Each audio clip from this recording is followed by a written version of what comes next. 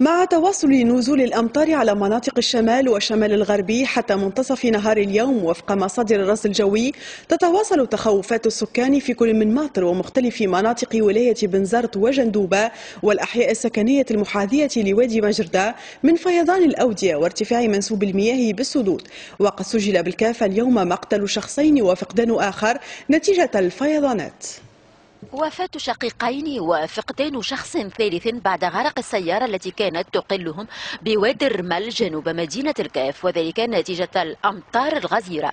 وقد نجا شخص رابع كان موجودا على متن السيارة نفسها بعد تعلقه بشجرة، وتم نقله من طرف مصالح الحماية المدنية إلى الكاف حيث تلقى الإسعافات اللازمة. كما تسببت الأمطار في قطع الطريق الرابطة بين منطقة السمانة ومدينة الكاف.